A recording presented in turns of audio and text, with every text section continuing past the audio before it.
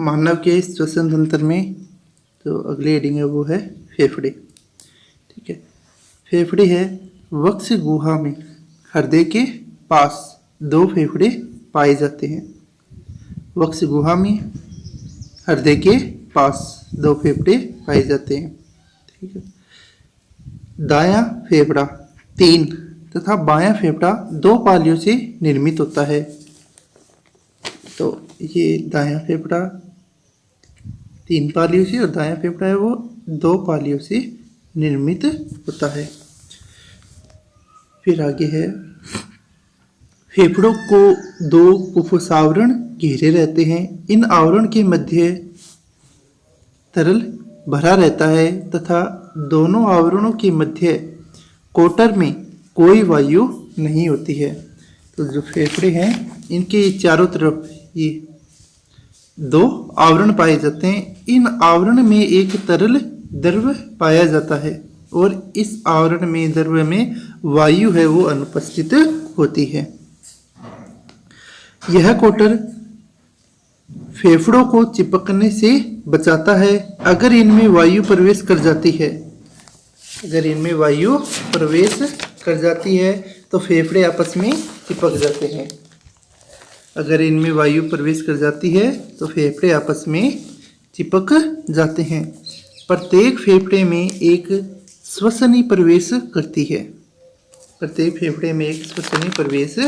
करती है। तो डायग्राम में देखो ये श्वसनी है, ये आगे 2 भागों में बंट जाती है और जो दोनों भागों में प्रत्येक जो श्वसनी है वो एक एक फेफड़े में प्रवेश करेगी। तो प्रत्येक फेफड़े में एक श्वसनी प्रवेश करती है। यह अंदर उपविभाजित होकर क्रमशः प्राथमिक श्वसनी, द्वितीयक श्वसनी, श्वसनियाँ बनाती है जो आगे चलकर वायु कुपिकाएं बनाती है। तो ये जो श्वसनी है फेफड़े के अंदर प्रवेश की है, ये प्रवेश करने के बाद में ये और ज़्यादा भागों में बंट जाती है। ठीक है, जैसे वृक्ष की अनेक शाखाएं होती है वैसे भी इसकी बहुत सारी शाखाओं में ये बंट जाएंगी और लास्ट में प्रत्येक शाखा का जो अंतिम बिंदु है वह अंतिम बिंदु आगे चलकर वायु कुपिका है वो बनाएगा। प्रत्येक वायु कुपिका सूक्ष्म प्याले समान संरचना होती है। प्रत्येक वायु कुपिका सूक्ष्म प्याले समान संरचना होती है जिसका व्यास 0.2 मिलीमीटर होता है। इसमें रुधिर केशिकाओं का जाल होता है जिसमें रुधिर सतत रूप से बहता है। प्रत्येक जो वायु कुपिका है इस वायु कुपिका के अंदर रुधिर केशिकाएं हैं वो जाल के रूप में पाई जाती है। जैसे ही वायु है ऑक्सीजन है वो वायु कुपिकाओं में पहुंचेगी तो वायु कुपिका से ऑक्सीजन है वो रुधिर केशिकाओं में चली जाएगी। रुधिर केशिकाएं रुधिर वाहिनियों में खुलेगी और रुधिर वाहिनियों के द्वारा जो ऑक्सीजन है वो पूरे शरीर में प्रवाहित कर दी जाएगी। ठीक है, तो ये अपना जो श्वसन के मुख्य जो अंग थे श्वसन तंत्र के वो कंप्लीट हो गए। श्वसन तंत्र के मुख्य अंग कौन कौन से पड़ा है? नासा, देखो आप इस कर लेते हैं एक बार। नासा द्वार, नासा गुहा, ग्रसनी, कंठ, श्वास नली, श्वसनियाँ, ये सभी श्वसन मार्ग हैं और मुख्य श्वसन अंग है वो है फेफड़ा। ठीक है, तो ये अपने यहाँ तक कंप्लीट। अब अपनी अगली हेडिंग है श्वसन की क्रियाविधि। श्वसन की क्रियाविधि 2 चरणों में संपन्न होती है। श्वसन की क्रियाविधि यह निम्न 2 चरणों में संपन्न होती है। जो पहला चरण है श्वसन की क्रियाविधि में उस चरण का नाम है निश्वसन या इनहेलेशन। ठीक है, श्वसन की क्रियाविधि 2 चरणों में पूरी होती है। पहले चरण का नाम है निश्वसन और दूसरे चरण का नाम होता है उच्चवसन। ठीक है, पहला चरण निश्वसन और दूसरा चरण है उच्चवसन। श्वसन की क्रियाविधि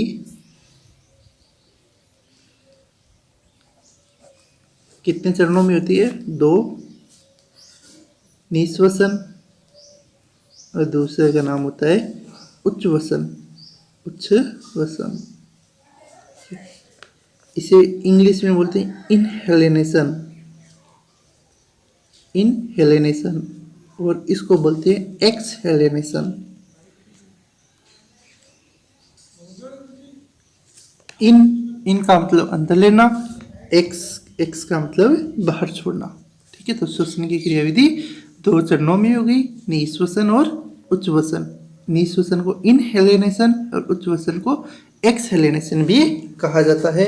तो आगे समझो, निःश्वसन है वो क्या होता है। देखो, वायु में कौन सी गैस है, ऑक्सीजन का शरीर में प्रवेश करना निःश्वसन कहलाता है। ऑक्सीजन का शरीर में प्रवेश करना निःश्वसन कहलाता है। इनहेलेशन भी कहा जाता है। इन का मतलब बताया था आपको, अंदर लेना। तो अंदर कौन सी गैस ली जाती है, ऑक्सीजन। तो वायु का शरीर में या ऑक्सीजन का शरीर में प्रवेश करना, अंदर लेना, निःश्वसन कहलाता है। यह क्रिया सक्रिय प्रावस्था में होती है जब फेफड़ों की बाह्य पेशियां एवं डायफ्राम संकुचित होता है, एवं डायफ्राम संकुचित होता है। अब डायफ्राम कहाँ पर होता है उसकी वो समझो। जो फेफड़े हैं, फिर दोनों फेफड़ों के एकदम नीचे ये रहा, यहाँ पर ये डायफ्राम में पाया जाता है। इस डायफ्राम के संकुचन और स्थिलन होने के से ही जो श्वसन की क्रियाविधि है वो संपन्न होती है। ठीक है, यह है डायफ्राम। तो निःश्वसन पढ़ रहे हैं। यह क्रिया सक्रिय प्रावस्था में होती है जब फेफड़ों की बाह्य पेशियां एवं डायफ्राम संकुचित होता है, यानी वो सिकुड़ेगा तो फेफड़ों का आयतन बढ़ जाता है। तो फेफड़ों का आयतन बढ़ जाता है, यानी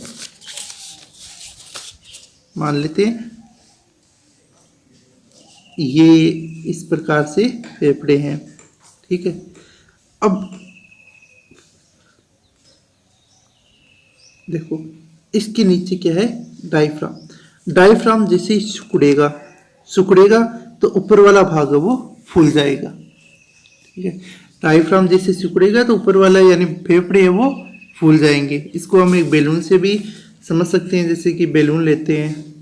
ठीक है, अब बैलून को अगर हम यहाँ से इसको दबाएंगे, संकुचित करेंगे, तो जो ऊपर वाला भाग है ये यहाँ से फैलने लगेगा। ये भाग क्या करने लगेगा, फैलने लग जाएगा, यानी इसकी संरचना कुछ इस प्रकार से हो जाएगी। नीचे वाला भाग है वो संकुचित होने पर।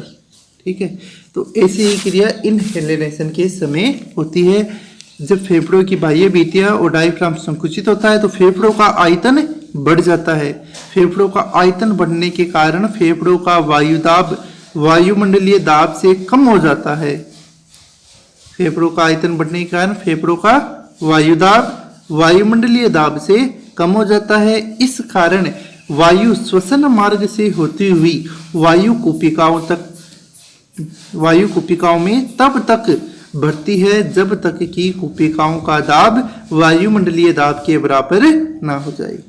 ठीक है, तो ये क्रिया कहलाती है निःश्वसन।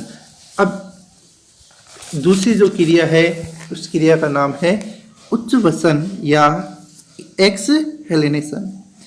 वायु का यानी वायु अब कौन सी होगी, एक्स यानी बाहर छोड़ना, तो बाहर कौन सी वायु छोड़ेंगे, कार्बन डाइऑक्साइड। तो कार्बन डाइऑक्साइड का शरीर से बाहर निकलना उच्छ्वसन कहलाता है। ऑक्सीजन का शरीर में प्रवेश करना निःश्वसन कहलाता है। कार्बन डाइऑक्साइड का शरीर से बाहर निकलना उच्छ्वसन कहलाता है।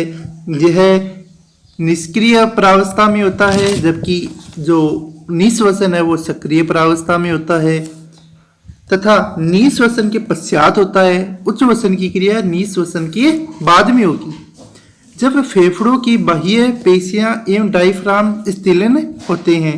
यानी निःश्वसन में तो वो सिकुड़े थे, अब वो क्या होंगे, फैलेंगे। जैसे ही वो फैलेंगे जो फेफड़े हैं वो संकुचित हो जाएंगे, वो पिसक जाएंगे। तो जब फेफड़ों की बाह्य भित्तियां और डायफ्राम स्थिलन होते हैं तो फेफड़ों का आयतन कम हो जाता है, जिसके कारण इसका वायुदाब वायुमंडलीय दाब से अधिक हो जाता है तथा वायु कुपिकाओं से होकर श्वसन मार्ग से होते हुए बाहर निकल जाती है। ठीक है, मानव में विश्राम अवस्था में एक वयस्क की श्वसन दर है वो 16 से 20 प्रति मिनट होती है। यानी हमारी श्वसन की दर है वो होती है 16 से 20 प्रति मिनट। यानी 1 मिनट में 16 से 20 बार श्वसन की जो क्रिया है, इनहेलिनेशन और एक्सहेलिनेशन दोनों को मिलाकर 1 गिना जाता है। तो इनहेलिनेशन और एक्सहेलिनेशन की जो क्रिया है वो 1 मिनट के अंदर 16 से 20 बार होती है। ठीक है, अब एक टॉपिक और देखो, वायु मार्ग। टॉपिक क्या है? वायु मार्ग। वायु मार्ग यानी वायु कौन कौन से मार्ग से शरीर में प्रवेश करती है और कैसे निकलती है। तो सबसे पहले वायु नासा द्वार में, नासा द्वार से वायु जाएगी नासा गुहा में, नासा गुहा से नासा ग्रसनी में, नासा ग्रसनी से घाटी ढक्कन घाटी में, फिर कंठ के ऊपर वाला छिद्र वो घाटी हो गया। यहाँ से वायु जाएगी श्वास नली में, श्वास नली से श्वसनियों में, श्वसनियों से श्वसनिकाओं में, श्वसनिकाएं किसमें खुलती है? वायु कुपिकाओं में, वायु कुपिकाओं से वायु जाएगी रक्त केशिकाओं में या रक्त कोशिकाओं में, रक्त कोशिकाओं से वायु है वो पूरे शरीर में चली जाएगी, पूरे शरीर की हर एक कोशिका में चली जाएगी। वहां से कार्बन डाइऑक्साइड इसी रास्ते होते इसे वापिस शरीर से बाहर त्याग दी जाती है। तो ये हो गया वायु मार्ग।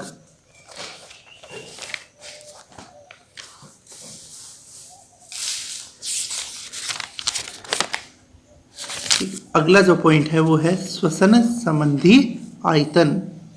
श्वसन संबंधी आयतन इंपॉर्टेंट पॉइंट है ये। श्वसन संबंधी आयतन, सबसे पहला आयतन है ज्वारीय आयतन, इसको शॉर्ट में बोलते हैं टीवी, ज्वारीय आयतन। सामान्य श्वसन के समय एक निश्वसन में फेफड़ों में भरी गई वायु का आयतन या एक उच्च वसन में निकाली जाने वाली वायु का आयतन ज्वारीय आयतन कहलाता है। ज्वारीय आयतन की परिभाषा क्या हुई? सामान्य श्वसन के समय एक निश्वसन में फेफड़ों में भरी गई वायु का आयतन, यानी निश्वसन के समय वायु फेफड़ों के अंदर प्रवेश करती है वो वायु का आयतन, या फिर उच्च वसन के दौरान जब वायु फेफड़ों से बाहर निकलती है उसका आयतन ज्वारीय आयतन कहलाता है। ज्वारीय आयतन की परिभाषा सामान्य श्वसन के समय एक निश्वसन में फेफड़ों में भरी गई वायु का आयतन या एक उच्च वसन में निकाली जाने वाली वायु का आयतन ज्वारीय आयतन कहलाता है। ठीक है, दूसरा जो आयतन है श्वसन संबंधी वो होता है निश्वसन आरक्षित आयतन। निश्वसन आरक्षित आयतन, इसको शॉर्ट में लिखते हैं IRV। परिभाषा क्या है? देखो, वायु आयतन की वह अतिरिक्त मात्रा जो एक व्यक्ति द्वारा बलपूर्वक निश्वसित किया जा सकता है। यानी हम श्वास को जब बलपूर्वक अंदर की ओर ले, यानी सांस को अंदर की ओर ले, तो बलपूर्वक हम जितनी मात्रा में वायु को अंदर की ओर ले सकते हैं, जितनी मात्रा में वायु के आयतन को हम अंदर की ओर ले सकते हैं, उस मात्रा को निश्वसन आरक्षित आयतन कहा जाता है। ठीक है, तीसरा है उच्च वसन आरक्षित आयतन। उच्च वसन आरक्षित आयतन निश्वसन आरक्षित आयतन का उल्टा हो जाएगा। उसमें क्या होगा कि बलपूर्वक हम वायु की वह मात्रा जिसको हम बलपूर्वक बाहर की ओर निकाल सके, तो वायु आयतन की वह अतिरिक्त मात्रा जो एक व्यक्ति द्वारा बलपूर्वक त्यागी जाती है, बाहर निकाली जाती है, उसे उच्छ्वसन आरक्षित आयतन कहेंगे। उच्छ्वसन आरक्षित आयतन को ERV से दर्शाया जाता है। यह 1000 से 1100 तक की ठीक है। चौथा जो आयतन है वो है, चौथा और अंतिम आयतन है वो है अविशिष्ट आयतन। देखो, वायु का वह आयतन जो बलपूर्वक उच्च श्वसन के बाद भी फेफड़ों में शेष रह जाता है उसे अविशिष्ट आयतन कहते हैं।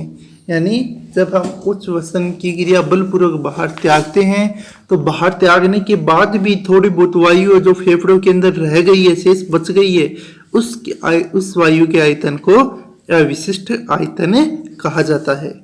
ठीक है, तो जो आयतन है श्वसन संबंधी आयतन है वो 4 थे। ठीक है, सबसे पहला जो आयतन है उसको बोलते हैं, सबसे पहला आयतन ज्वारीय आयतन, दूसरा निःश्वसन आरक्षित आयतन, तीसरा उच्च श्वसन आरक्षित आयतन और चौथा अविशिष्ट आयतन।